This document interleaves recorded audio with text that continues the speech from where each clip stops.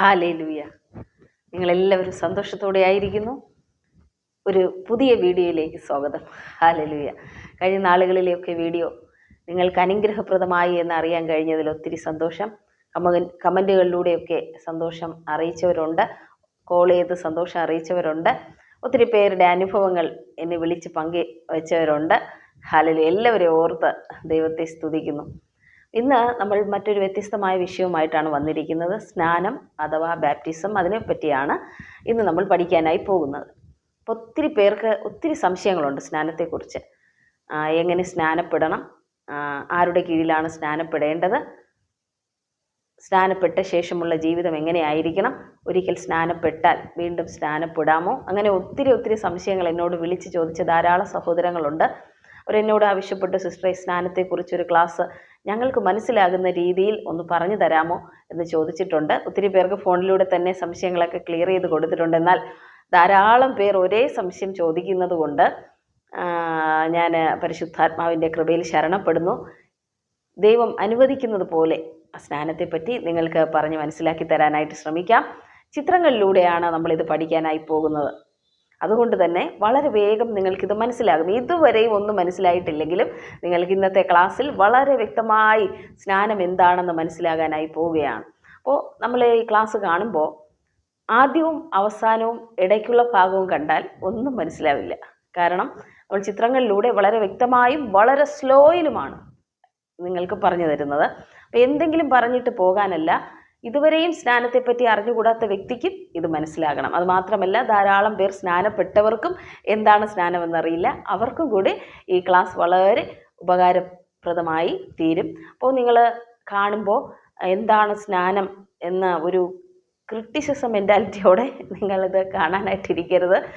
ഇത് ശരിയാണോ അല്ലയോ അങ്ങനെയൊന്നും ചിന്തിച്ചിരിക്കരുത്. പ്രാർത്ഥനയോടെ ഇരിക്കുക. പരിശുദ്ധാത്മാവേ, സ്നാനത്തെപ്പറ്റി മനസ്സിലാക്കുവാനായിട്ടുള്ള കൃപ എനിക്ക് നൽകണം എന്നൊരു വാക്ക് പ്രാർത്ഥിച്ച ശേഷം ഇത് കാണുകയാണെങ്കിൽ നിശ്ചയമായും ദൈവം നിങ്ങൾക്കത് മനസ്സിലാക്കി തരാനായിട്ടിടയായി തീരും.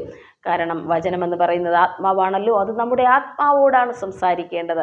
ഒരിക്കലും അത് ജഡത്തോടല്ല സംസാരിക്കേണ്ടത്. നമ്മുടെ അകത്തെ മനുഷ്യൻ, അകത്തെ ആത്മമനുഷ്യനിൽ വേണം ആ വചനം വെളിപ്പെടേണ്ടത്, ആ വചനത്തിൻ്റെ മർമ്മങ്ങൾ മനസ്സിലാകേണ്ടത്. അതുകൊണ്ട് നമ്മൾ വളരെ പ്രാർത്ഥനയോടെ ഇരുന്നാലേ വചനം നമ്മുടെ ഹൃദയത്തിൽ പതിയത്തുള്ളൂ. അല്ലെങ്കിൽ വിത്ത് വീഴുമ്പോൾ തന്നെ പിശാച് അതെല്ലാം കൊണ്ടുപോകാനായിട്ട് ഇടയായി തീരും. ഇതൊന്നും അല്ലെങ്കിൽ നമുക്ക് ഉറക്കം വരും, പിന്നെ വചനം കേൾക്കാനും പറ്റില്ല. ഹല്ലേലൂയ. അതുകൊണ്ട് വളരെ ശ്രദ്ധയോടെ ആയിരുന്നട്ടെ. ചിത്രങ്ങളിലൂടെ നമുക്ക് എന്താണ് സ്നാനമെന്ന് വളരെ വ്യക്തമായി നമുക്ക് മനസ്സിലാക്കാം. സ്നാനത്തെപ്പറ്റി ഒത്തിരി കാര്യങ്ങൾ ബൈബിളിലുണ്ട്, എല്ലാം കൂടി പറയാനായിട്ട് സമയം കിട്ടില്ല. എങ്കിലും ഏറ്റവും അത്യാവശ്യമായിട്ടുള്ള ചില കാര്യങ്ങൾ ഞാൻ നിങ്ങൾക്ക് പറഞ്ഞു തരാനായിട്ട് ആഗ്രഹിക്കുന്നു. അപ്പോൾ നമുക്ക് ക്ലാസ്സിലേക്ക് കടന്നു പോയാലോ. എന്താണ് സ്നാനം എന്ന് നമുക്ക് മനസ്സിലാക്കുന്നതിനായി ഒരു വചനം നിങ്ങളുടെ ശ്രദ്ധയിലേക്ക് കൊണ്ടുവരാനായിട്ട് ഞാൻ ആഗ്രഹിക്കുന്നു. റോമർക്ക് എഴുതിയ ലേഖനം 6-ാം അധ്യായം അതിൻ്റെ 3, 4 താഴേക്കുള്ള 2-3 വാക്യങ്ങൾ നമുക്ക് വേണം കേട്ടോ. ബൈബിളിലുള്ളവർക്കെല്ലാം ബൈബിൾ എടുക്കാം. ഞാനിവിടെ വചനം കാണിച്ചു തരാനായിട്ട് ശ്രമിക്കാം.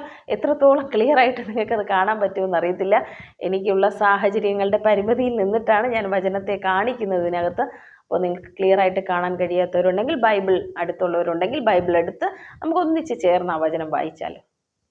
റോമർക്ക് എഴുതിയ ലേഖനം അതിൻ്റെ 6-ാം അധ്യായം 3-ാം വാക്യത്തിൽ നമ്മളിങ്ങനെയാണ് കാണുന്നത്: അല്ല, യേശു ക്രിസ്തുവിനോട് ചേരുവാൻ സ്നാനമേറ്റവരായ നാം എല്ലാവരും അവൻ്റെ മരണത്തിൽ പങ്കാളികളാകുവാൻ സ്നാനമേറ്റിരിക്കുന്നു എന്ന് നിങ്ങൾ അറിയുന്നില്ലയോ. അപ്പോൾ ഇവിടെ പറയുന്ന ആദ്യത്തെ വാക്യം നമുക്കെടുക്കാം കേട്ടോ. ആദ്യത്തെ ആ ഒരു കാര്യം ആദ്യം പറയാം. യേശു ക്രിസ്തുവിനോടുകൂടെ ചേരുവാൻ സ്നാനമേറ്റവരായ നാം എല്ലാവരും. അപ്പോൾ നമ്മൾ സ്നാനപ്പെടുന്നതിൻ്റെ ഏറ്റവും പ്രധാനപ്പെട്ട മർമ്മമെന്ന് പറയുന്നത് നമ്മൾ യേശു ക്രിസ്തുവിനോടുകൂടെ ചേരുകയാണ്. അപ്പം ഇനി അറിഞ്ഞുകൂടാത്തവർക്കും അത് പറഞ്ഞു കൊടുക്കാനായി കഴിയണം. നമ്മൾ സ്നാനപ്പെടുമ്പോൾ യേശുവിനോട് കൂടെ നമ്മൾ ചേരുകയാണ്. എങ്ങനെയാണ് അത് സംഭവിക്കുന്നതെന്ന് താഴെ പറയുന്നുണ്ട്. നാം എല്ലാവരും അവൻ്റെ മരണത്തിൽ പങ്കാളികളാകുവാൻ സ്നാനമേറ്റിരിക്കുന്നു. അപ്പോൾ നമ്മൾ എന്തിനാണ് സ്നാനപ്പെടുന്നത്? യേശുവിൻ്റെ മരണത്തിൽ പങ്കാളികളാകുവാനാണ്. അതെന്താണെന്നുള്ളത് ഞാൻ വിശദമായി പറഞ്ഞു തരാം. ഇപ്പോൾ ഈ വാക്യം ഒന്ന് ശ്രദ്ധിച്ചാട്ടെ. സ്നാനമേറ്റിരിക്കുന്നു എന്ന് നിങ്ങൾ അറിയുന്നില്ലയോ. അടുത്ത വാക്യം: അങ്ങനെ നാം അവൻ്റെ മരണത്തിൽ പങ്കാളികളായി തീർന്ന സ്നാനത്താൽ അവനോട് കൂടെ കുഴിച്ചിടപ്പെട്ടു. ക്രിസ്തു മരിച്ചിട്ട് പിതാവിൻ്റെ മഹിമയാൽ ജീവിച്ചെഴുന്നേറ്റതുപോലെ നാമും ജീവന്റെ പുതുക്കത്തിൽ നടക്കേണ്ടതിന് തന്നെ. അങ്ങനെ നാം അവൻ്റെ മരണത്തിൽ പങ്കാളികളായിത്തീർന്ന സ്നാനത്താൽ അവനോട് കൂടെ കുഴിച്ചിടപ്പെട്ടു. ആ കുഴിച്ചിടപ്പെട്ടു എന്നുള്ള വാക്ക് നമ്മുടെ മനസ്സിലേക്ക് ഇപ്പോഴേ വരണം, എന്നാലേ ഞാൻ പറയുമ്പോൾ നിങ്ങൾക്ക് മനസ്സിലാകത്തുള്ളൂ. ക്രിസ്തു മരിച്ചിട്ട് പിതാവിൻ്റെ മഹിമയിൽ ജീവിച്ചെഴുന്നേറ്റതുപോലെ നാമും ജീവന്റെ പുതുക്കത്തിൽ നടക്കേണ്ടതിന് തന്നെ. അപ്പോൾ ഇത്രയും കാര്യങ്ങൾ ഈ 2 വാക്യങ്ങളും ഞാൻ ഒന്ന് പിക്ചറിലൂടെ നിങ്ങൾക്ക് കാണിച്ചു തരാനായിട്ട് ശ്രമിക്കാം. ഈ 2 വാക്യങ്ങളും നമ്മൾ വായിച്ചത് നിങ്ങൾ മറന്നു പോകരുത്. ഇനി നമ്മളിത് ഒരു പിക്ചറിലൂടെ കാണുകയാണ്. നിങ്ങൾ ഈ ചിത്രം കാണുന്നുണ്ടല്ലോ. ഈ ചിത്രം വളരെ വ്യക്തമായി നിങ്ങൾ ശ്രദ്ധിക്കുക കേട്ടോ. എത്രത്തോളം ക്ലിയർ ആയിട്ട് നിങ്ങൾക്ക് കാണാൻ കഴിയുന്നെന്ന് എനിക്കറിയത്തില്ല.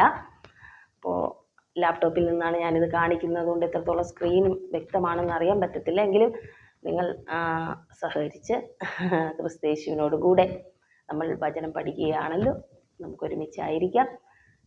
നമ്മുടെ കൂടെ പരിശുദ്ധാത്മാവുണ്ട്. എല്ലാറ്റിനും സഹായിയായി നമ്മൾ പ്രാർത്ഥനയോടെ ആയിരിക്കുന്നെങ്കിൽ നമുക്കിത് മനസ്സിലാകാനായിട്ടിടയായി തീരും. 1ാമത്തെ പിക്ചറിലേക്ക് നമുക്ക് കടന്നു വരാം. 1ാമത്തെ പിക്ചറിൽ നമ്മൾ കാണുന്നുണ്ടല്ലോ, ക്രൂശിൽ യേശു ഉണ്ട്. വേറൊരു വ്യക്തിയും കൂടെ കാണിച്ചിട്ടുണ്ടല്ലേ. അപ്പോൾ അതിന് താഴോട്ടുള്ള പിക്ചറിൽ നിങ്ങൾ വന്നാട്ടെ. ഒരു വ്യക്തി സ്നാനപ്പെടാനായിട്ട് ഇറങ്ങി വെള്ളത്തിലേക്ക് നിൽപ്പുണ്ട്. സ്നാനപ്പെടുത്തുന്ന കർത്താവിൻ്റെ ദാസനും അവിടെ ഉണ്ട്. ഇനിയാണ് നമ്മൾ പഠിക്കാൻ പോകുന്നത്. വളരെ വ്യക്തമായി ശ്രദ്ധിക്കണമേ. അപ്പോൾ നമ്മൾ ആ വാക്യത്തിൽ വായിച്ചത്, റോമർക്ക് എഴുതിയ ലേഖനം 6:3 വായിച്ചത്, യേശുവിനോടുകൂടെ നമ്മൾ ചേരുന്ന അവൻ്റെ മരണത്തിന് പങ്കാളികളായി തീരുവാനാണ് സ്നാനപ്പെടുന്നത് എന്ന് നമ്മൾ ആ വാക്യത്തിൽ പറഞ്ഞു. റോമർക്ക് എഴുതിയ ലേഖനം 6:3. അപ്പോൾ ഞാൻ ശരിക്കും സ്നാനപ്പെടുമ്പോൾ നമ്മൾ സ്നാനപ്പെടുന്ന സമയത്ത് നമ്മൾ ദൈവത്തോട്, യേശുവിനോട് മരണത്തിൻ്റെ പങ്കാണ് ചോദിക്കുന്നത്. ഏത് മരണത്തിൻ്റെ പങ്കാണ് ചോദിക്കുന്നത്? ഏത് മരണത്തിൻ്റെ പങ്കായിരിക്കും നമ്മൾ ചോദിക്കുന്നത്? നമുക്ക് വേണ്ടി യേശു മരിച്ചു അല്ലേ? നിങ്ങളത് വിശ്വസിക്കുന്നുണ്ടോ? നമുക്ക് വേണ്ടി യേശു മരിച്ചു എന്ന് വിശ്വസിക്കുന്നുണ്ടല്ലോ. വിശ്വസിക്കുന്നുണ്ട്. ആ മരണത്തിൻ്റെ പങ്ക് ഞാൻ ചോദിക്കുക. നമ്മുടെ വീട്ടിലൊക്കെ 2 കുഞ്ഞുങ്ങളുണ്ടെങ്കിൽ, എനിക്ക് 2 മക്കളുണ്ട് കേട്ടോ. ഒരാൾക്ക് ഞാൻ എന്ത് ചെയ്യുന്നറിയാമോ, ഒരു മിഠായി വാങ്ങി കൊടുത്തിട്ട് പറയും, നീ പങ്ക് കൊടുക്കണം അല്ലേ? അയാൾക്ക് അയാളുടെ അതിൽ നിന്ന് പങ്ക് കൊടുക്കണം. അപ്പോൾ 2ആയിട്ട് വീതം വെച്ച് അവർ കഴിക്കും കേട്ടോ. അതുപോലെ യേശു നമുക്ക് വേണ്ടി മരിച്ചല്ലേ? അപ്പോൾ ആ പങ്ക് നമ്മൾ കർത്താവിനോട് ചോദിക്കുക. കർത്താവേ, അങ്ങ് എനിക്ക് വേണ്ടി ക്രൂശിൽ 2000 വർഷങ്ങൾക്ക് മുമ്പ് മരിച്ചായിരുന്നല്ലോ, ആ പങ്കിനി എനിക്ക് വേണം. ആർക്ക് വേണ്ടിയാണ് മരിച്ചേ? നമുക്ക് വേണ്ടിയല്ലേ? നമുക്ക് വേണ്ടിയാണ് യേശു മരിച്ചേ. യേശുവിൽ ആരെല്ലാം വിശ്വസിക്കുമെന്ന് കർത്താവിന് അറിയാമായിരുന്നു. അവരെല്ലാം താൻ വഹിച്ചാണ് ക്രൂശിൽ മരിച്ചത്. നമുക്ക് വേണ്ടിയാണ്, നമ്മുടെ പാപങ്ങൾക്ക് വേണ്ടിയാണ് താൻ മരിച്ചതല്ലേ? അപ്പോൾ നമ്മൾ സ്നാനപ്പെടുമ്പോൾ നമ്മൾ ആ വചനത്തിൽ ഒരിക്കൽ കൂടി ഞാൻ അത് വായിക്കും. അപ്പോൾ നിങ്ങൾക്കത് മനസ്സിലാകും. യേശു ക്രിസ്തുവിനോട് ചേരുവാൻ സ്നാനമേറ്റവരായ നാം എല്ലാവരും അവൻ്റെ മരണത്തിൽ പങ്കാളികളാകുവാൻ സ്നാനമേറ്റിരിക്കുന്നു എന്ന് നിങ്ങൾ അറിയുന്നില്ലയോ? അപ്പോൾ യേശു ക്രിസ്തുവിൻ്റെ മരണത്തിൽ പങ്കാളികളാകുവാനാണ് നമ്മൾ ആ സ്നാനം ഏൽക്കുന്നതിൻ്റെ പ്രധാന ഉദ്ദേശം എന്ന് പറയുന്നത്. അപ്പോൾ ശരിക്കും സ്നാനമേക്കാൻ പോകുക എന്ന് പറഞ്ഞാൽ ഒരു വ്യക്തി മരിക്കാൻ പോകുക എന്നാണല്ലേ അർത്ഥം? അങ്ങനെയാണോ? ശരിക്കും എൻ്റെ പാപമുള്ള മനുഷ്യനെ, അല്ലെങ്കിൽ ജഡമനുഷ്യനെ, എൻ്റെ പഴയ മനുഷ്യനെ ശരിക്കും അവനെ കുഴിച്ചിടാൻ വേണ്ടി തന്നെയാണ് നമ്മൾ സ്നാനപ്പെടാനായി പോകുന്നത്. എന്നാൽ പലർക്കും ഇത് അറിയില്ല. അറിയാത്തത് കൊണ്ട് തന്നെ അവർ സ്നാനപ്പെട്ടിട്ടും ഇന്നും ആ പഴയ മനുഷ്യനിൽ നിന്ന് ജീവിക്കുന്നുണ്ട്. അപ്പോൾ ഞാനിത് മുഴുവൻ പറഞ്ഞാലേ നിങ്ങൾക്ക് മനസ്സിലാകത്തുള്ളൂ. ഇത് വളരെ പ്രയാസമാണ് നമ്മുടെ മെമ്മറിക്കകത്ത് കയറുവാൻ. കാരണമെന്ന് പറയുന്നത് ഇത് ദൈവത്തിൻ്റെ ജ്ഞാനമാണ്. നമുക്കത്, നമ്മുടെ ദൃഷ്ടിയിൽ അത് ആശ്ചര്യമായിരിക്കും. ഹല്ലേലൂയ. അതുകൊണ്ട് നമുക്ക് വളരെ ശ്രദ്ധയോടെ നമുക്കത് ചിന്തിക്കാം. അപ്പോൾ ആ പിക്ചറിൽ നിങ്ങൾ കണ്ടതുപോലെ ഒരു മനുഷ്യൻ വെള്ളത്തിലേക്ക് ഇറങ്ങി നിൽക്കുന്നുണ്ടല്ലേ? അയാളെ സ്നാനപ്പെടുത്താനായിട്ട് ഒരു അഭിഷിക്തനും കൂടെയുണ്ട്. അപ്പോൾ ഞാൻ വെള്ളത്തിലേക്ക് ഇറങ്ങുമ്പോൾ ഞാൻ ആ വെള്ളത്തിൽ നിന്ന് കാണുകയാണ്, ഞാൻ എന്ത് ചെയ്യാൻ പോവുകയാണ്? കർത്താവിൻ്റെ മരണത്തിൽ പങ്കു ചോദിക്കുകയാണ്. ഞാനും കർത്താവേ, അങ്ങയോടൊത്ത് മരിക്കാൻ ഇതാ തയ്യാറായിരിക്കുന്നു എന്ന്, അല്ലെങ്കിൽ എന്ത് ചെയ്യുകയാണ്, ആ മരിച്ച ആ പങ്ക് ഞാൻ എപ്പോഴാണോ വിശ്വസിച്ചത് അപ്പോൾ ഞാൻ ചോദിച്ചത് ഏറ്റുവാങ്ങുകയാണ്. അപ്പോൾ എൻ്റെ ജീവിതത്തിലേക്ക് ഞാൻ അതിനെ കൊണ്ടുവരികയാണ്. അപ്പോൾ ഞാൻ സ്നാനപ്പെടുമ്പോൾ ഞാൻ ആ ക്രൂശിൽ മരിക്കുവാനായി പോവുകയാണ്. ഞാൻ എന്ന വ്യക്തി, എൻ്റെ പഴയ മനുഷ്യനെന്ന് പറഞ്ഞാൽ എന്താ? ഞാൻ തന്നെയല്ലേ. പുതിയ സൃഷ്ടി എന്ന് പറയുന്നത് ഞാനല്ല, അത് ദൈവത്തിൻ്റെ ആത്മാവ് നമ്മുടെ ഉള്ളിൽ വന്ന ശേഷം എൻ്റെ ആത്മാവിന് ജീവൻ വയ്ക്കുമ്പോഴാണ് ഞാൻ പുതിയ സൃഷ്ടിയായി മാറ്റപ്പെടുന്നത്. അപ്പോൾ ഈ ഒരു സമയത്ത് നമ്മൾ വെള്ളത്തിലേക്ക് ഇറങ്ങുമ്പോൾ നമ്മൾ എന്താ ചിന്തിക്കുന്നത്? ഞാൻ യേശുവിനോടൊത്ത് ക്രൂശിലേക്ക് ഇതാ മരിക്കാനായി എന്നെ തന്നെ വിട്ടുകൊടുക്കുകയാണ്. എന്നെ, അല്ലെങ്കിൽ എൻ്റെ പഴയ മനുഷ്യനെ, അല്ലെങ്കിൽ എൻ്റെ ജഡ സ്വഭാവത്തെ. ഇതാണ് ഒന്നാമത്തെ പിക്ചറിൽ. അടുത്ത പിക്ചറിലേക്ക് നമുക്ക് നോക്കാം. ഞാൻ ആ പിക്ചർ ഒന്നുകൂടി നിങ്ങൾക്കായി കാണിക്കാം. നിങ്ങളത് ശ്രദ്ധിക്കുക. പിക്ചറും കാണിക്കുമ്പോൾ നമ്മൾ ശ്രദ്ധിച്ചിരുന്നാൽ മാത്രമേ നമുക്കത് മനസ്സിലാകത്തുള്ളൂ. കാണുന്നുണ്ടല്ലോ, ഈ പിക്ചർ ഇപ്പോൾ കാണുന്നുണ്ടല്ലോ അല്ലയോ? അപ്പോൾ രണ്ടാമത്തെ പിക്ചറിലേക്ക് വരാം. ഞാൻ വെള്ളത്തിനടിയിലേക്ക് പോവുകയാണല്ലേ. വെള്ളത്തിനടിയിലേക്ക് പോകുന്ന സമയത്ത് ഞാൻ യേശുവിനെ പോലെ, കണ്ടോ ആ കല്ലറ കാണിച്ചിരിക്കുന്നത് കണ്ടോ? മുകളിലേക്കുള്ള ആരോ മാർഗിൽ യേശുവിനെ പോലെ ഞാനും അടക്കപ്പെടുകയാണ്. എൻ്റെ പഴയ മനുഷ്യനെ ഞാൻ കുഴിച്ചിട്ടു മണ്ണിനടിയിൽ. പിന്നെ അത് മുകളിലേക്ക് പൊങ്ങി വരരുത്. പിന്നെ ഞാൻ അടുത്ത പിക്ചറിലേക്ക് നോക്കൂ. അടുത്ത പിക്ചറിൽ ഞാൻ എഴുന്നേൽക്കുന്നത് ഒരു പുതിയ മനുഷ്യനായിട്ടാണ്. അതാണ് നമ്മൾ റോമർക്ക് എഴുതിയ ലേഖനത്തിൽ അതിൻ്റെ 4-ാം വാക്യത്തിൽ ഇങ്ങനെ വായിക്കുന്നു: അങ്ങനെ നാം അവൻ്റെ മരണത്തിൽ പങ്കാളികളായി തീർന്ന സ്നാനത്താൽ അവനോടുകൂടെ കുഴിച്ചിടപ്പെട്ടു. ഈ ഒരു അനുഭവം എനിക്ക് ഉണ്ടാകണം. അപ്പോൾ ഞാൻ വെള്ളത്തിനടിയിലേക്ക് പോകുമ്പോൾ ഇങ്ങനെ ചിന്തിച്ചാൽ വളരെ നല്ലതാണ്. ഇതാ ഞാനെന്ന് പറയുന്ന ആ മനുഷ്യൻ ഇവിടെ വെള്ളത്തിനടിയിൽ തന്നെ മരിക്കുകയാണ്. ഇനി പുറത്തേക്ക് വരുന്നത് ഞാനെന്ന് പറഞ്ഞാൽ അമൃത എന്ന വ്യക്തി എടുക്കാം കേട്ടോ. നിങ്ങളുടെ പേരെടുത്തോളൂ. ഞാനെന്ന് പറയുന്ന വ്യക്തി ഇതാ വെള്ളത്തിനടിയിൽ മരിക്കുകയും ഇനി വെള്ളത്തിന് പുറത്തേക്ക് റൈസ് വിത്ത് ഹിം, വെള്ളത്തിന് ഉയർത്തെഴുന്നേറ്റ്, അല്ലെങ്കിൽ അതിൽ നിന്ന് വെള്ളത്തിൽ നിന്ന് പുറത്ത് വരുന്നത് ഒരു പുതിയ സൃഷ്ടിയായിരിക്കും. യേശു പിതാവിൻ്റെ മഹിമയാൽ ജീവിച്ചെഴുന്നേറ്റതുപോലെ അവനിലുള്ള അതേ വിശ്വാസത്താൽ നമ്മളും ആ വെള്ളത്തിൽ നിന്ന് ഉയർത്തപ്പെടുമ്പോൾ ഒരു പുതിയ സൃഷ്ടിയായിട്ടായിരിക്കും എഴുന്നേൽക്കുക. എൻ്റെ പഴയ മനുഷ്യനെ ഞാൻ എവിടെ ഇട്ടു? അടക്കം ചെയ്തു, അല്ലെങ്കിൽ വെള്ളത്തിനടിയിൽ അവനെ ഞാൻ കളഞ്ഞിട്ടേ മുകളിലേക്ക് വരാകൂ. പിന്നീട് എന്ത് ചെയ്യാൻ പാടില്ല? നമ്മൾ ആ പഴയ മനുഷ്യൻ്റെ സ്വഭാവങ്ങളൊന്നും പുറത്തേക്ക് എടുക്കാൻ പാടില്ല. നമുക്കറിയാമല്ലോ, ഗലാത്യർക്ക് എഴുതിയ ലേഖനത്തിൽ നമ്മൾ വായിക്കുന്നതാണ് പഴയ മനുഷ്യൻ്റെ സ്വഭാവം. നിങ്ങൾക്ക് വേണമെങ്കിൽ ഞാനത് ഒന്നുകൂടി വായിച്ചു തരാം കേട്ടോ. ഗലാത്യർക്ക് എഴുതിയ ലേഖനത്തിൽ നിന്ന് എന്താണ് ജഡത്തിൻ്റെ പ്രവൃത്തികളെന്ന് നമുക്കൊന്ന് മനസ്സിലാക്കാൻ വേണ്ടി മാത്രമാണ്. എന്തുകൊണ്ട് നമ്മൾ ജഡം ഉപേക്ഷിക്കണം, അല്ലെങ്കിൽ പഴയ മനുഷ്യനെ ഉപേക്ഷിക്കണം എന്നൊക്കെ നമുക്കതിൽ മനസ്സിലാക്കാനായിട്ട് സാധിക്കും. അതുകൊണ്ട് ഞാനതൊന്ന് വായിച്ചു തരാം നിങ്ങൾക്ക് വേണ്ടി ആ വചനം. ഗലാത്യർക്ക് എഴുതിയ ലേഖനത്തിലെ അതിൻ്റെ 5-ാം അധ്യായം അതിൻ്റെ 19-ാം വാക്യം: ജഡത്തിൻ്റെ പ്രവൃത്തികളോ ദുർനടപ്പ്, അശുദ്ധി, ദുഷ്കാമം, വിഗ്രഹാരാധന, ആഭിചാരം, പക, പിണക്കം, ജാരശങ്ക, ക്രോധം, ശാഠ്യം, ദ്വന്ദ്വപക്ഷം, ഭിന്നത, അസൂയ, മദ്യപാനം, വെറിക്കൂത്ത് മുതലായവ എന്ന് വെളിവാകുന്നു. അപ്പോൾ ജഡത്തിന് കുറേ പ്രശ്നങ്ങളുണ്ട്. ഒത്തിരി പേര് എന്നോട് പറയാറുണ്ട്, സിസ്റ്ററെ ഭയങ്കര ദേഷ്യം നിയന്ത്രിക്കാനായിട്ട് പറ്റുന്നില്ല. എന്താ ഇത്ര ദേഷ്യമെന്ന് അറിയത്തില്ല. ഞാൻ എല്ലാ ദിവസവും തീരുമാനിക്കുന്നത് ഇന്ന് എന്ത് ചെയ്യണ്ട, ദേഷ്യപ്പെടണ്ട, കോപിക്കണ്ട, പിണക്കം അല്ലേ, പിണങ്ങണ്ട എന്നൊക്കെ ചിന്തിക്കുന്നവർ ധാരാളമുണ്ട്. അസൂയ എനിക്ക് വേണ്ട, അവൻ എത്ര വലുതായാലും കുഴപ്പമില്ല, എനിക്ക് അസൂയപ്പെടണ്ട എന്നെല്ലാം ചിന്തിക്കും. കോപിക്കണ്ട എന്ന് നമ്മൾ ചിന്തിക്കും, പിണങ്ങണ്ട എന്ന് ചിന്തിക്കും, വഴക്കിടണ്ട എന്ന് ചിന്തിക്കും. എന്നാലും ആരേലും എന്തേലും നമ്മളെ ഇങ്ങോട്ട് പറയുമ്പോൾ ഉണ്ടല്ലോ, നമ്മൾ അറിയാതെ നമ്മളിൽ നിന്ന് ഈ ജഡത്തിൻ്റെ പ്രവൃത്തി വെളിപ്പെട്ടു വരുന്നു. കോപിക്കണമെന്ന് വിചാരിച്ചാലും ചില സമയത്ത് കോപിച്ച് കഴിഞ്ഞ ശേഷമാണ് നമ്മൾ ചിന്തിക്കുന്നത് അല്ലേ, അയ്യോ ഞാൻ തീരുമാനിച്ചതായിരുന്നല്ലോ കോപിക്കണ്ടെന്ന്, പിന്നെ എവിടെ നീ കോപം വന്നു അല്ലേ. ഇതാ റൂട്ട് നമ്മൾ കണ്ടുപിടിക്കണം. അതിൻ്റെ വേര് എവിടെയാണെന്ന് നമ്മൾ അറിഞ്ഞാൽ നമുക്കതിനെ മുറിച്ച് കളയാനായിട്ട് എളുപ്പമാണ്. നിങ്ങൾ കണ്ടിട്ടില്ലേ, ചില ചെടികളൊക്കെ, വേണ്ടാത്ത ചെടികളൊക്കെ മണ്ണിന് മുകളിൽ വളർന്നു വരുമ്പോൾ നമ്മളതിനെ വെട്ടിക്കളയും. പക്ഷേ ഒരു മഴ കഴിഞ്ഞാൽ അത് വീണ്ടും മുളച്ചു വരും. പിന്നെയും നമ്മൾ വെട്ടും, വീണ്ടും മുളച്ചു വരും. എന്തുകൊണ്ടാണ്? വേരിരിക്കുക, വേര്. അപ്പോൾ ഈ പാപത്തിൻ്റെ വേര് വേണം നമ്മൾ കട്ട് ചെയ്ത് കളയാൻ. ഞാൻ നിങ്ങൾക്ക് പറയുന്നത് മനസ്സിലാവുന്നുണ്ടോ? അപ്പോൾ ഈ പാപത്തിൻ്റെ വേരെന്ന് പറയുന്നത് നമ്മുടെ പഴയ മനുഷ്യനിലാണ്, നമ്മുടെ ജഡത്തിലാണ്. അതുകൊണ്ടാണ് സ്നാനപ്പെടുമ്പോൾ നമ്മൾ എന്ത് ചെയ്യുന്നത്? ഇവനെ കുഴിച്ചിടുന്നത്. കാരണം അവനെ പിന്നെ ഒരിക്കലും നമുക്ക് വേണ്ട. അങ്ങനെയുള്ള ഒരു പഴയ സ്വഭാവമുള്ള മനുഷ്യൻ എല്ലാവരിലും ഉണ്ട്. അല്ലേ? എല്ലാവരിലും ഉണ്ട്. നമ്മൾ ചിന്തിക്കും നമ്മുടെ ഉള്ളിൽ മാത്രമാണ്, അല്ലെങ്കിൽ യേശുവിനെ അറിയാത്ത മക്കളുടെ ഉള്ളിൽ മാത്രമാണ്. അല്ല, ആദാമിൽ നിന്ന് വരുന്ന എല്ലാവരും തന്നെ ഈ സ്വഭാവത്തിലുള്ളവരാണ്. ജഡം കൊണ്ട് ചിന്തിക്കുകയും ജഡം കൊണ്ട് പ്രവർത്തിക്കുകയും ചെയ്യുന്നവരാണ് ആദാമിൽ നിന്ന് വരുന്ന എല്ലാവരും. എന്നാൽ എപ്പോഴാണോ യേശു എനിക്ക് വേണ്ടി മരിച്ചതാണെന്നും ആ മരണത്തിൻ്റെ പങ്ക് ഞാൻ കൂടെ ഏറ്റെടുക്കേണ്ടതാണെന്നും ആ മരണത്തിൻ്റെ പങ്ക് എന്നിലേക്ക് വരുമ്പോൾ എൻ്റെ ജഡശരീരം ഞാൻ കുഴിച്ചിടേണ്ടതാണെന്നും ഞാനൊരു പുതിയ സ്വഭാവത്തിൽ പരിശുദ്ധാത്മാവിനാൽ, മനസ്സിലാവുന്നുണ്ടോ? അതാ പിതാവ് യേശുവിനെ എങ്ങനെയാണോ ഉയർപ്പിച്ചത് ആ അതേ മഹത്വത്തിലുള്ള വിശ്വാസം, പരിശുദ്ധാത്മാവിലുള്ള വിശ്വാസത്താൽ നമ്മൾ എന്ത് ചെയ്യുന്നു?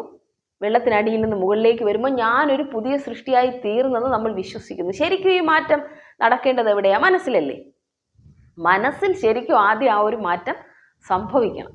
അപ്പോൾ സ്നാനപ്പെടുമ്പോൾ ഇതറിയാതെ സ്നാനപ്പെടുന്നവരില്ലേ? അതിന് കുഴപ്പമുണ്ടോ? ഇല്ല. പക്ഷെ സ്നാനപ്പെട്ട ശേഷമെങ്കിലും നിങ്ങളിത് മനസ്സിലാക്കണം. മനസ്സിലാവുന്നുണ്ടോ? ഒത്തിരി പേർ ഇതെല്ലാം പറഞ്ഞു കൊടുത്തിട്ട് തന്നെയാണ് ഒത്തിരി പേര് എന്ത് ചെയ്യുന്നത്? സ്നാനപ്പെടുത്തുന്നത്. ഈ കാര്യങ്ങളെല്ലാം പറഞ്ഞു കൊടുത്തിട്ട് തന്നെയാണ്. എങ്കിലും സ്നാനപ്പെടുന്ന സമയത്ത് ചിലർക്കെങ്കിലും ഈ അറിവുകൾ ഇല്ലാതിരിക്കില്ലേ? അപ്പോൾ സ്നാനപ്പെട്ട ശേഷം ഈ അറിവുകളില്ലെങ്കിൽ ദൈവം ഇതാ നിങ്ങൾക്ക് ആ അറിവുകൾ നൽകി തരികയാണ്. അപ്പോൾ നമ്മൾ എന്ത് ചെയ്താൽ മതി? നമ്മുടെ മനസ്സിനെ മാറ്റി അതിനനുസരിച്ച് നമ്മൾ നമ്മുടെ ജീവിതം ക്രമപ്പെടുത്തണം. അപ്പോൾ ഈ സ്നാനപ്പെട്ട് നമ്മൾ പുറത്തേക്ക് വരുമ്പോൾ നമ്മളൊരു പുതിയ മനുഷ്യനായിട്ട് വേണം പിന്നെ ജീവിക്കാൻ. മനസ്സിലാകുന്നുണ്ടോ ഞാൻ പറയുന്നത്? അപ്പോൾ ഒരിക്കൽ ഒരു സഹോദരി എന്നോട് ഇങ്ങനെ പറഞ്ഞു, ഞങ്ങൾ കുറേ സഹോദരികളായിട്ട് സ്നാനം എടുക്കാനായിട്ട് പോയി. അപ്പോൾ സ്നാനം എടുക്കാനായിട്ട് പോയ സമയത്ത് 1-2 സഹോദരിമാർ മാറി നിന്നു. സ്നാനപ്പെട്ടില്ല. അവർ സ്നാനത്തിൻ്റെ ക്ലാസ്സിനൊക്കെ ഇരുന്നതാണ്, സ്നാനപ്പെട്ടില്ല. എന്നാൽ ഒരു സഹോദരി സ്നാനപ്പെടാനായിട്ട് ഇറങ്ങിയപ്പോൾ കൂട്ടത്തിൽ നിന്ന് സഹോദരിമാരെല്ലാം സഹോദരിയെ നോക്കി പറഞ്ഞു, നീ മരിക്കാൻ പോവുകയല്ലേ, പഴയ രമണിയെ നമുക്കിനി കിട്ടത്തില്ലല്ലോ, ഇനി നീ വരുമ്പോൾ പുതിയതായിട്ടല്ലേ വരത്തുള്ളൂ. മനസ്സിലാവുന്നുണ്ടോ? അവരത് മനസ്സിലാക്കി. അപ്പോൾ പഴയ ആ സ്വഭാവത്തിലുള്ള ആ ഒരു സിസ്റ്ററെ അവർക്കിനി കാണാൻ പറ്റില്ല. സ്നാനപ്പെട്ട് വരുമ്പോൾ പുതിയൊരു സൃഷ്ടിയായിട്ടാണ് താൻ വരുന്നത്. പലതിനോടും താൻ എന്ത് ചെയ്ത് കഴിയും? മരിച്ചു കഴിയും. സകല ജഡത്തിൻ്റെ പ്രവൃത്തിയും താൻ അവിടെ ഉപേക്ഷിക്കുകയാണ്. ഹല്ലേലൂയ. അപ്പോൾ ആദ്യമേ മനസ്സിൽ രൂപാന്തരം വന്നിട്ട് നമ്മളിത് പബ്ലിക്കായിട്ട് കൺഫസ് ചെയ്യാനായിട്ട് സ്നാനമെടുക്കുന്നവരുമുണ്ട്. മനസ്സിനൊക്കെ ഒത്തിരി നേരത്തെ രൂപാന്തരം വന്നു, യേശുവിനെ അറിയുകയും പരിശുദ്ധാത്മാവിനാൽ നിറയുകയും ചെയ്തിട്ട് സ്നാനപ്പെടുന്നവരുണ്ട് കേട്ടോ. അപ്പോൾ എൻ്റെ ജീവിതത്തിൽ ഞാൻ പരിശുദ്ധാത്മാഭിഷേകം പ്രാപിച്ച ശേഷമാണ് സ്നാനപ്പെടുന്നത്. അപ്പോൾ ഞാൻ CSI പറഞ്ഞിട്ടുണ്ടല്ലോ, ഞാൻ CSI പശ്ചാത്തലത്തിൽ ജനിച്ച് വളർത്തപ്പെട്ടതുകൊണ്ട് കുഞ്ഞുനാളിലൊക്കെ എന്നെ സ്നാനപ്പെടുത്തിയിട്ടുണ്ട്. എനിക്ക് തോന്നുന്നു 1-2 വയസ്സൊക്കെ ഉള്ളപ്പോഴായിരിക്കും എന്നാണ് തോന്നുന്നത്. അപ്പോൾ ഇവർ ഈ സ്നാനപ്പെടുത്തും, ചർച്ചിലൊക്കെ കൊണ്ടുപോകാറുണ്ട്. അപ്പോൾ ഈ ചർച്ചിൽ കൊണ്ടുപോയി സ്നാനപ്പെടുത്തുന്ന സമയത്ത് നമുക്കൊന്നും അറിയത്തില്ല. മനസ്സിലാകുന്നുണ്ടോ? അപ്പോൾ അപ്പനും അമ്മയ്ക്കും ആണല്ലോ ക്ലാസ് കൊടുത്ത്, നമുക്കൊന്നും ക്ലാസ് തരാൻ പറ്റില്ലല്ലോ, ശിശു സ്നാനമല്ലേ. അപ്പോൾ അവർ കൊണ്ടുപോയി സ്നാനപ്പെടുത്തി. അപ്പോൾ ഞാൻ അന്ന് യേശുവിനോടുകൂടെ ചേരുകയാണെന്നോ, അപ്പം ഞാൻ മരിക്കുക, എൻ്റെ പഴയ മനുഷ്യൻ മരിക്കണമെന്നോ, ഈ ഒരു പുതിയ മനുഷ്യനുമായിട്ട് പരിശുദ്ധാത്മാവിനാൽ ചേർന്ന് വേണം പിന്നെ ജീവിക്കാനെന്നോ ഒന്നും എനിക്ക് അറിഞ്ഞുകൂടാത്ത സമയത്താണ് ഞാൻ സ്നാനപ്പെട്ടത്. അതുകൊണ്ട് ഞാൻ വചനം പഠിച്ചു കഴിഞ്ഞപ്പോൾ എനിക്ക് തോന്നി എനിക്കൊന്നുകൂടി സ്നാനപ്പെടണം. അതുകൊണ്ട് ഞാൻ എന്ത് ചെയ്തു? സ്നാനപ്പെട്ടു. ആരും എന്നെ നിർബന്ധിച്ചിട്ടില്ല. സത്യമായിട്ടും പറയുക, നിങ്ങൾ സ്നാനപ്പെടണമെന്ന് ഒരൊറ്റ വ്യക്തി പോലും എന്നെ നിർബന്ധിച്ചിട്ടില്ല. വചനത്തിലെ സത്യങ്ങൾ ഞാൻ അറിഞ്ഞപ്പോൾ ഞാൻ ചെയ്ത സ്നാനം ശരിയായിരുന്നില്ലെന്നും ശരിക്കും ഇതെല്ലാം മനസ്സിലാക്കിയിട്ട് പുതിയ ഒരു വ്യക്തിയായി ജീവിക്കുന്നതാണ് സ്നാനമെന്നും എനിക്ക് മനസ്സിലായപ്പോൾ ഞാൻ സ്വയമേ എടുത്ത തീരുമാനമായിരുന്നു സ്നാനം. അങ്ങനെ വീണ്ടും ഒരു അഭിഷിക്തൻ്റെ കീഴിൽ ഞാൻ വെള്ളത്തിൽ മുങ്ങി സ്നാനപ്പെടാനായിട്ട് ഇടയായിത്തീർന്നു. ഒത്തിരി പേരെന്നോട് ചോദിച്ചിട്ടുണ്ട്, സിസ്റ്റർ CSIയിൽ നിന്ന് വന്നൊക്കെയാണെന്ന് പറഞ്ഞത്, വിശ്വാസ സ്നാനമൊക്കെ സ്വീകരിച്ചിട്ടുണ്ടോ? ഞാൻ അവരോടൊന്നും മറുപടി പറഞ്ഞിട്ടില്ല, അതുകൊണ്ടാണ് പറയുന്നത് കേട്ടോ. ഞാൻ സ്നാനപ്പെട്ടതാണ്. ഹല്ലേലൂയ. പക്ഷെ ഞാൻ സ്നാനപ്പെടുന്നതിന് മുമ്പേ ഞാൻ പരിശുദ്ധാത്മാഭിഷേകം പ്രാപിച്ചിരുന്നു. എങ്കിലും എനിക്ക് സ്നാനപ്പെടണം എന്ന് തോന്നിയത് കൊണ്ട് ഞാൻ സ്നാനപ്പെട്ടു. അത് കർത്താവിൻ്റെ കൽപ്പനയാണല്ലോ. ഹല്ലേലൂയ. അപ്പോൾ എല്ലാം അറിഞ്ഞുകൊണ്ട് സ്നാനപ്പെടുന്നത് എത്ര രസമല്ലേ? ഹല്ലേലൂയ. ഒന്നും അറിഞ്ഞുകൂടാതെ പോയി സ്നാനപ്പെടുന്നതിനകത്ത് ഒരു കാര്യവുമില്ല. അപ്പോൾ എല്ലാം നമ്മൾ അറിഞ്ഞു കഴിഞ്ഞ് വചനവും പഠിച്ച ശേഷം നമ്മൾ പോയി സ്നാനപ്പെടുമ്പോൾ എനിക്കറിയില്ല, അന്ന് ഞാൻ എൻ്റെ ജീവിതത്തിൽ ഏറ്റവും കൂടുതൽ സന്തോഷം അനുഭവിച്ചത് ഞാൻ സ്നാനപ്പെട്ട ദിവസമായിട്ടോ. അപ്പോൾ ഈ വചനമെല്ലാം നമ്മൾ പഠിച്ച് എനിക്ക് ഈ വചനമെല്ലാം അറിയാം. കർത്താവ് സ്നാനപ്പെടുമ്പോൾ പരിശുദ്ധാത്മാവ് ഉയരത്തിൽ നിന്ന് ഇറങ്ങി വരുന്നതും നീ എൻ്റെ പ്രിയപുത്രൻ എന്ന് പറയുന്നതും ഹല്ലേലൂയ, അതെല്ലാം ഞാൻ സ്നാനപ്പെടുമ്പോൾ എൻ്റെ മനസ്സിൽ അതെല്ലാം കിടപ്പുണ്ട്. ഈ പിക്ചർ കിടപ്പുണ്ട്. ഞാൻ നിങ്ങളെ കാണിച്ച ഈ പിക്ചർ കിടപ്പുണ്ട്. ഇതെല്ലാം അറിഞ്ഞിട്ട് നമ്മൾ സ്നാനപ്പെടുമ്പോൾ ഉണ്ടല്ലോ വല്ലാത്തൊരു ആനന്ദമാണ്. ഹല്ലേലൂയ. അത് അറിയാതെ സ്നാനപ്പെട്ടവർ വിഷമിക്കേണ്ട, ഇപ്പം നിങ്ങൾ അറിഞ്ഞല്ലോ. ഹല്ലേലൂയ. അപ്പോൾ നിങ്ങൾക്കിത് മനസ്സിലായെന്ന് ഞാൻ ചിന്തിക്കുന്നു. അപ്പോൾ നമ്മൾ എന്ത് ചെയ്യുകയാണ്? യേശുവിനോടുകൂടെ ക്രൂശിക്കപ്പെടുന്നു, യേശുവിനോടുകൂടി അടക്കപ്പെടുന്നു, പുതിയൊരു സൃഷ്ടിയായി വെള്ളത്തിനടിയിൽ നിന്ന് മുകളിലേക്ക് വരുന്നു. നമ്മളുടെ പിന്നെയുള്ള ജീവിതം ആർക്ക് വേണ്ടിയാ? യേശുവിന് വേണ്ടിയാ. കാരണം എന്താ? ഇപ്പം യേശു ഞാൻ ഒന്നായിരിക്കുകയല്ലേ, പുതിയ സൃഷ്ടിയായി ഞാൻ മാറി. യേശു എന്നിലും ഞാൻ യേശുവിലുമായി. പിന്നെ എൻ്റെ ജീവിതം മാറണം. എന്നാൽ ഇന്നും അനേകരുടെ ജീവിതം നോക്കിയാൽ സ്നാനപ്പെട്ടതിനേക്കാൾ മുമ്പേ ഇരുന്നതിനേക്കാൾ മോശമായിട്ടാണ് എന്ത് ചെയ്യുന്നത്, ഇങ്ങോട്ടുള്ള ജീവിതങ്ങൾ വരുന്നത്. ഒത്തിരി പേർക്ക് സ്നാനം എന്താണെന്ന് അറിഞ്ഞുകൂടാത്തതുകൊണ്ടാണ്. ഒത്തിരി സഹോദരങ്ങളുടെ അടുക്കൽ നമ്മൾ പോവുകയും ഈ നാളുകളിൽ എന്താണ് സ്നാനമെന്ന് അവർക്ക് വ്യക്തമായി പറഞ്ഞു കൊടുക്കുകയും ചെയ്യുന്നുണ്ട്. ഇത് മനസ്സിലാക്കിയിട്ട് അവർക്ക് ഇങ്ങനെ കർത്താവിൽ മരിക്കുകയും ഒരു പുതിയ ജീവിതം നിങ്ങൾ ജീവിക്കുകയും ചെയ്യണം, പാപമില്ലാത്തതും കർത്താവിന് പ്രസാദകരമായ ഒരു ജീവിതം നയിക്കാൻ സാധിക്കുമെങ്കിൽ മാത്രം നിങ്ങൾ സ്നാനപ്പെടുക എന്ന് പറഞ്ഞ് എല്ലാ കാര്യങ്ങളും ഒരു ദൈവ പൈതലിനെ പഠിപ്പിച്ച ശേഷം മാത്രമാണ് നമ്മൾ സ്നാനം കൊടുക്കുന്നത്. അതാണ് അതിൻ്റെ ശരിയായ രീതിയും. അല്ലെങ്കിൽ അവൻ തെറ്റിപ്പോയാൽ പിന്നെ അവൻ ഇരട്ടി നരകത്തിന് യോഗ്യനായിത്തീരും. അതുകൊണ്ട് നമ്മൾ ഇതെല്ലാ കാര്യങ്ങളും സ്നാനപ്പെടും മുമ്പേ മനസ്സിലാക്കിയിരിക്കണം. ഹല്ലേലൂയ. ഇനി നിങ്ങൾക്ക് ഇത് കുറച്ചുകൂടി ക്ലിയർ ആകാനായിട്ട് ഞാൻ മറ്റൊരു വചനം കൂടി നിങ്ങൾക്ക് വായിച്ചു തരാം കേട്ടോ. കൊലോസ്യർ 2:12 കൂടി ഒന്ന് വായിക്കാമേ. കൊലോസ്യർ 2:12. സ്നാനത്തിൽ നിങ്ങൾ അവനോടുകൂടെ അടക്കപ്പെടുകയും അവനെ മരിച്ചവരുടെ ഇടയിൽ നിന്ന് ഉയർത്തെഴുന്നേൽപ്പിച്ച ദൈവത്തിൻ്റെ വ്യാപാര ശക്തിയിലുള്ള വിശ്വാസത്താൽ അവനോടുകൂടെ നിങ്ങളും ഉയർത്തെഴുന്നേൽക്കുകയും ചെയ്തു. അപ്പോൾ ഞാൻ പറഞ്ഞ റോമർക്ക് എഴുതിയ ലേഖനത്തിൽ പറഞ്ഞ അതേ കാര്യം തന്നെയാണ് ഇവിടെ പറഞ്ഞിരിക്കുന്നത്. സ്നാനത്തിൽ നിങ്ങൾ അവനോടുകൂടെ എന്ത് ചെയ്തു? അടക്കപ്പെട്ടു. മനസ്സിലാവുന്നുണ്ടോ സഹോദരങ്ങളെ? നമ്മൾ അടക്കപ്പെടുകയും അവനെ മരിച്ചവരുടെ ഇടയിൽ നിന്ന് ഉയർപ്പിച്ച ദൈവത്തിൻ്റെ വ്യാപാര ശക്തിയിലുള്ള വിശ്വാസത്താൽ എന്ത് ചെയ്തു എന്നാ പറയുന്നേ? അവനോടുകൂടെ നിങ്ങളും ഉയർത്തെഴുന്നേൽക്കുകയും ചെയ്തു. അപ്പം നമ്മൾ വിശ്വസിക്കണം. സ്നാനപ്പെട്ട് കഴിഞ്ഞാൽ നമ്മൾ പിന്നെ ഉയർത്തെഴുന്നേറ്റ പുതിയൊരു ജീവിതമാണ് നമുക്ക്. പഴയ ജീവിതമല്ല പിന്നെ കേട്ടോ. പഴയതിൽ നിന്ന് പിന്നെ നമ്മൾ ജീവിക്കേ അരുത്. അന്നു മുതൽ പരിശുദ്ധാത്മാവ് നമ്മുടെ ഉള്ളിലേക്ക് വരുമ്പോൾ നമ്മൾ പുതിയ സൃഷ്ടിയായി തീരുകയാണ്. നമ്മൾ സ്നാനപ്പെട്ട ഒരു വ്യക്തി പിന്നെ ജീവിക്കേണ്ടത് പഴയ ലൈഫ് സ്റ്റൈലിലല്ല. അവൻ്റെ ജീവിതം മാറുക. എന്തുകൊണ്ടാണ്? നമ്മൾ യേശുവിനോടുകൂടെ ഉയർത്തെഴുന്നേറ്റിരിക്കുന്നു എന്ന് നമ്മൾ വിശ്വസിക്കുക. നിങ്ങളങ്ങനെ വിശ്വസിക്കുന്നുണ്ടോ? സ്നാനപ്പെട്ട ഓരോ വ്യക്തിയും അല്ലേ? നമ്മൾ ഒരിക്കൽ മരിച്ചതാ. എപ്പോഴാണ് മരിച്ചത്? സ്നാനപ്പെടുന്ന സമയത്ത് ഞാൻ മരിച്ചു. അപ്പം ഞാൻ എന്ന് പറയുന്ന വ്യക്തി മരിച്ചാൽ പിന്നെ എനിക്ക് എന്തെങ്കിലും ആഗ്രഹങ്ങൾ ഉണ്ടാവുമോ? എനിക്ക് എന്തെങ്കിലും പ്രത്യേകിച്ച് ആഗ്രഹങ്ങൾ ഉണ്ടാവുമോ? ഇല്ല. ഞാൻ നിങ്ങളോട് ചോദിക്കട്ടെ, ഇവിടെ ഒരു ഡെഡ് ബോഡി ഇരിക്കുകയാണെന്ന് വെക്കുക കേട്ടോ. നമ്മളെല്ലാം മരണ വീട്ടിലേക്ക് പോകുന്നുണ്ട്, ഡെഡ് ബോഡി കണ്ടിട്ടുണ്ടല്ലോ. ഡെഡ് ബോഡി എന്തേലും ആഗ്രഹങ്ങൾ നിങ്ങളോട് പറയാറുണ്ടോ? ഇല്ലല്ലേ. അവനൊരു പരാതിയുമില്ല, ഒരു പരിഭവവും ഇല്ല. ഡെഡ് ബോഡിക്ക് പോയിട്ട് ഒരു അടി കൊടുത്തേ, അല്ലെങ്കിൽ വേണ്ട നിങ്ങളൊരു 2 വഴക്ക് പറഞ്ഞാലും മതി, എന്തേലും പ്രതികരിക്കുമോ ഡെഡ് ബോഡി? ഇല്ല. എന്തുകൊണ്ടാണ്? മരിച്ചവന് പ്രതികരണം ഇല്ല. അതുപോലെ നമ്മളെന്ന വ്യക്തി മരിക്കുമ്പോൾ പിന്നെ ഈ ലോകത്തിലുള്ള ആരെല്ലാം നമുക്കെതിരെ തിരിഞ്ഞാലും നമുക്ക് എന്തെങ്കിലും കുഴപ്പമുണ്ടോ? എന്താ കുഴപ്പമില്ലാത്തത്? നമ്മളില്ലല്ലോ അല്ലേ? നമ്മൾ ജീവനോടെ ഇരിക്കുകയാണെങ്കിൽ നമുക്കൊരു വിലയുണ്ടല്ലേ? എപ്പോഴും ചിലർ പറയില്ലേ, എൻ്റെ വില പോകും, എനിക്ക് നാണക്കേടാണ്, എനിക്ക് പ്രശ്നമാകും, എൻ്റെ പ്രശ്നങ്ങൾ നമ്മൾ പറയാറില്ലേ? അപ്പോൾ സ്നാനപ്പെട്ട ഓരോ വ്യക്തിയിലും പിന്നെ ഞാനില്ല. എന്തുകൊണ്ടാണ്? ഞാൻ മരിച്ചു, വെള്ളത്തിനടിയിൽ മരിക്കുകയാണ്.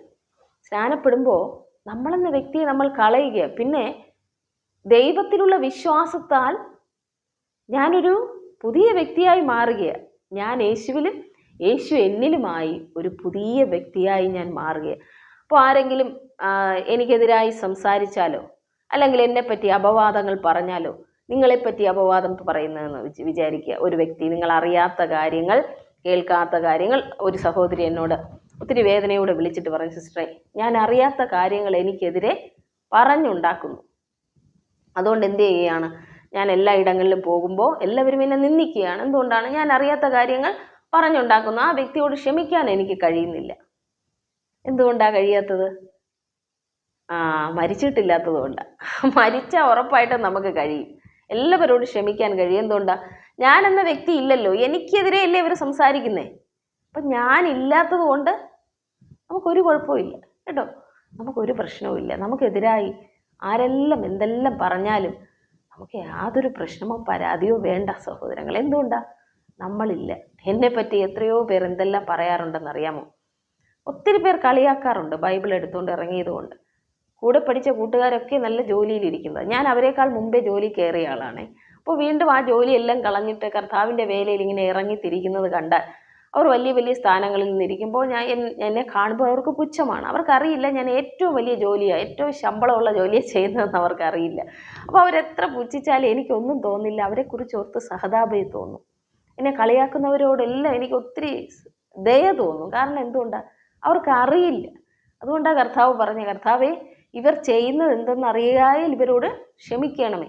ശരിക്കും പറഞ്ഞാൽ അവർക്ക് അറിയാമോ അവരെന്താണ് ചെയ്യുന്നത്? ഇല്ല. അവരെല്ലാം പിശാചിൻ്റെ അധികാരത്തിന് കീഴിലായിരിക്കുന്ന കൊണ്ടാണ് നമ്മൾക്കെതിരെ സംസാരിക്കുകയും നമ്മളെ കളിയാക്കുകയും നമ്മളെ ഉപദ്രവിക്കുകയും ഒക്കെ ചെയ്യുന്നത്. അപ്പോൾ നമ്മൾ എന്ത് ചെയ്യണം? അവരെ തിരിച്ചുപദ്രവിക്കണം, തിരിച്ച് കളിയാക്കണം? അങ്ങനെയാണോ? അല്ല.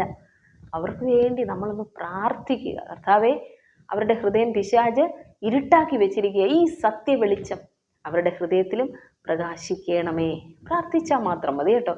ഞാൻ പറഞ്ഞു വന്ന കാര്യം എന്ന് പറഞ്ഞാൽ, നമ്മൾ യേശുവിനോടുകൂടെ സ്നാനപ്പെടുമ്പോൾ കർത്താവിനോടുകൂടി മരിക്കുന്നതായതുകൊണ്ട് പിന്നെ നമ്മളെന്നുള്ള ഒരു വ്യക്തി പിന്നെ ഇല്ല. അപ്പോൾ പുതിയൊരു ജീവിതമാണ് അത് ശരിക്കും പറഞ്ഞാൽ വലിയ സന്തോഷമാണ് സഹോദരങ്ങളെ. നമുക്കത് ചിന്തിച്ചാൽ ആ സന്തോഷം വർണ്ണിക്കാനായിട്ട് കഴിയില്ല. അപ്പം ഞാൻ പറഞ്ഞത് മനസ്സിലാകുന്നുണ്ടല്ലോ. ഈ വാക്യമാണ് ഞാൻ വീണ്ടും നിങ്ങൾക്ക് വായിച്ചത്. കൊലോസ്യരിലാണ് ഈ വാക്യം. റോമർക്ക് എഴുതിയ ലേഖനത്തിൻ്റെ അതേ കാര്യം തന്നെയാണ് ഇതിലും പറഞ്ഞിരിക്കുന്നത്. ആ വാക്യം ഇങ്ങനെയാണ്: സ്നാനത്തിൽ നിങ്ങൾ അവനോടുകൂടി അടക്കപ്പെടുകയും അവനെ മരിച്ചവരുടെ ഇടയിൽ നിന്ന് ഉയർത്തെഴുന്നേൽപ്പിച്ച ദൈവത്തിൻ്റെ വ്യാപാര ശക്തിയിലുള്ള വിശ്വാസത്താൽ എന്താണ് പറയുന്നത്? അവനോടുകൂടി നിങ്ങൾ ഉയർത്തെഴുന്നേൽക്കുകയും ചെയ്തു. ഇനി അതിൻ്റെ 3-ാം വാക്യത്തിൻ്റെ 1 വായിക്കുകയാണ്. ആകയാൽ നിങ്ങൾ ക്രിസ്തുവിനോടുകൂടെ ഉയർത്തെഴുന്നേറ്റിരിക്കുന്നു എങ്കിൽ ക്രിസ്തു ദൈവത്തിൻ്റെ വലതുഭാഗത്ത് ഇരിക്കുന്നിടമായ ഉയരത്തിലുള്ളത് അന്വേഷിപ്പിൻ. അപ്പോൾ നമ്മൾ യേശുവിനോടുകൂടെ ഉയർത്തെഴുന്നേറ്റു ഇരിക്കുന്നു. നിങ്ങൾ വിശ്വസിക്കുന്നുണ്ടോ? കർത്താവിനോടുകൂടെ ഞാൻ മരിച്ചു, അടക്കപ്പെട്ടു, ഉയർത്തെഴുന്നേറ്റു അല്ലേ? ഞാൻ ഉയർത്തെഴുന്നേറ്റു. അപ്പോൾ പിന്നെ എവിടെ ഉള്ളത് അന്വേഷിക്കണം? ഉയരത്തിലുള്ളത്. ഉയരത്തിലുള്ളതാണോ സ്നാനപ്പെട്ട ഞാനും നിങ്ങളും അന്വേഷിച്ചുകൊണ്ടിരിക്കുന്നത്? എന്നെ കൂടെ ചേർത്തേ പറയത്തുള്ളൂ. ഉയരത്തിലുള്ളത് തന്നെ എന്ത് ചെയ്യണം? നമ്മൾ അന്വേഷിക്കണം. നമ്മൾ ഇരിക്കുന്നത് എവിടെയാണെന്നാണ് പറയുന്നത്? ആകയാൽ നിങ്ങൾ ക്രിസ്തുവിനോടുകൂടെ ഉയർത്തെഴുന്നേറ്റിരിക്കുന്നു എങ്കിൽ ക്രിസ്തു ദൈവത്തിൻ്റെ വലതുഭാഗത്ത് ഇരിക്കുന്നിടമായ ഉയരത്തിലുള്ളത് അന്വേഷിപ്പിൻ, ഭൂമിയിലുള്ളതല്ല ഉയരത്തിലുള്ളത് തന്നെ ചിന്തിപ്പിൻ. നിങ്ങൾ മരിച്ച് നിങ്ങളുടെ ജീവൻ ക്രിസ്തുവിനോടുകൂടെ ദൈവത്തിൽ മറഞ്ഞിരിക്കുന്നു. അപ്പോൾ നമ്മൾ മരിച്ചു അല്ലേ? വീണ്ടും പറയുക അവിടെ. മനസ്സിലാകുന്നുണ്ടോ? ഒത്തിരി വാക്യങ്ങൾ ഞാൻ നിങ്ങൾക്ക് എടുത്ത് പറഞ്ഞിരിക്കുന്നത് ഈ മരണം നമ്മൾക്ക് മനസ്സിലാകണം. നമ്മൾ മരിച്ച് നമ്മുടെ ജീവൻ എവിടെ മറഞ്ഞിരിക്കുന്നു എന്നാ? യേശുവിനോടുകൂടെ മറഞ്ഞിരിക്കുന്നു. അപ്പോൾ യേശുവിനോടുകൂടെ മറഞ്ഞിരിക്കുന്ന ജീവൻ കൊണ്ട് നമുക്ക് ജീവിക്കാൻ പറ്റുമോ? ഇപ്പം ഇല്ല. മനസ്സിലാകുന്നുണ്ടോ? ഇപ്പോൾ നമ്മൾ ജീവിക്കുന്നത് ആരാ? യേശുവാ സഹോദരങ്ങൾ. യേശുവാണ് നമ്മളിൽ ജീവിക്കുന്നത്. ഒരിക്കൽ കൂടി ആ വാക്യം വായിച്ചു തരാം. ആകയാൽ നിങ്ങൾ ക്രിസ്തുവിനോടുകൂടെ ഉയർത്തെഴുന്നേറ്റിരിക്കുന്നു എങ്കിൽ ക്രിസ്തു ദൈവത്തിൻ്റെ വലതുഭാഗത്തിരിക്കുന്നിടമായ ഉയരത്തിലുള്ളത് അന്വേഷിപ്പിൻ, ഭൂമിയിലുള്ളതല്ല ഉയരത്തിലുള്ളത് തന്നെ ചിന്തിപ്പിൻ. അപ്പം ഇന്ന് മുതൽ ഭൂമിയിലുള്ളത് നമ്മൾ ചിന്തിക്കരുത്. ഭൂമിയിലുള്ള ചിന്തിച്ചാൽ മുഴുവൻ ഭാരങ്ങളെ നമുക്കുള്ളല്ലേ, മുഴുവൻ നിരാശകളാണ്, മുഴുവൻ പ്രശ്നങ്ങളാണ്. ഏറ്റവും കൂടുതൽ ഭൂമിയിലുള്ളവർ ചിന്തിക്കുന്നവർക്ക് ഏറ്റവും കൂടുതൽ പ്രശ്നങ്ങളും ഉണ്ടാകും. ഹല്ലേലൂയ. ഭൂമിയിലുള്ള കുറച്ച് കാര്യങ്ങളൊക്കെ നമുക്ക് ഒത്തിരി ടെൻഷൻസൊക്കെ ഉണ്ടാക്കുന്ന ഒത്തിരി കാര്യങ്ങളുണ്ടാവും. ഹല്ലേലൂയ. ഞാൻ നിങ്ങളോട് പറയട്ടെ, അതെല്ലാം മാറും. നമ്മുടെ ചിന്ത മാറിയാൽ മതി. നമ്മുടെ ചിന്ത മാറണം. നമ്മൾ മരിച്ച് ഉയർത്തെഴുന്നേറ്റ് ജീവിക്കുന്ന ദൈവമക്കളാണ്. ഹല്ലേലൂയ. അപ്പോൾ നമുക്കിനി മരണമുണ്ടോ? ഇല്ല. ഒരിക്കൽ മരിച്ചവനെ പിന്നെയും കൊല്ലാൻ പറ്റുമോ? ഇല്ല. ഇനി നമുക്ക് മരണമല്ല, നമ്മൾ ഈ ശരീരം വിട്ടിട്ട് മറ്റൊരു ശരീരത്തിലേക്ക് പോകുന്നു, അത്രയേ ഉള്ളൂ. ഒരിക്കൽ മരിച്ചവനെ പിന്നെയും കൊല്ലാനായിട്ട് പറ്റില്ല. ഹല്ലേലൂയ. സ്തോത്രം. അപ്പോൾ ഞാനിത് നിങ്ങൾക്ക് മനസ്സിലാകാൻ വേണ്ടി പറഞ്ഞതാണ് കേട്ടോ. അപ്പോൾ അപ്പോൾ ഒത്തിരി പേർക്കൊന്നും ഇത് അറിയത്തില്ല. അപ്പോൾ നിങ്ങൾ ആദ്യമായിട്ടാണ് ഇത് മനസ്സിലാക്കുന്നത്, സിസ്റ്ററെ എനിക്കിത് അറിയില്ലായിരുന്നു ഇപ്പോഴാണ് മനസ്സിലായതെന്നുള്ളവർ കമൻ്റ് ഇടണം കേട്ടോ. കമൻറ്റിൽ താഴെ ഒന്ന് പറയണേ, സിസ്റ്ററെ എനിക്ക് ഇപ്പോഴാണ് മനസ്സിലായത്, ഇങ്ങനെ മരിച്ചിട്ട് ജീവിക്കുന്ന ഒരു ജീവിതമാണെന്ന് എനിക്ക് ഇപ്പോഴാണ് മനസ്സിലായത്, അതെ എന്നുള്ളൊരു കമൻറ്റ് ഇട്ടോളൂ. അപ്പോൾ എനിക്കും അറിയാൻ പറ്റുമല്ലോ എത്ര പേർക്കാണ് ഇപ്പോൾ ഇത് മനസ്സിലായിട്ടുള്ളതെന്ന്. സ്തോത്രം. അപ്പോൾ ഉയരത്തിലുള്ളത് ചിന്തിക്കണം. പിന്നെ അധികം നമ്മൾ എന്ത് ചെയ്യരുത്, ഭൂമിയിലുള്ളത് ചിന്തിക്കരുത്, യേശു ഇരിക്കുന്നിടമായ ഉയരത്തിലുള്ളത് നമ്മൾ ചിന്തിക്കണം. 4-ാം വാക്യം, നമ്മുടെ ജീവനായ ക്രിസ്തു വെളിപ്പെടുമ്പോൾ നിങ്ങളും അവനോടുകൂടെ തേജസ്സിൽ വെളിപ്പെടും. കർത്താവ് എപ്പോഴാണോ വെളിപ്പെടുന്നത് അപ്പോൾ നമ്മൾ വെളിപ്പെടും. നമ്മൾ യേശുവിൽ മറഞ്ഞിരിക്കുക. മനസ്സിലാവുന്നുണ്ടോ?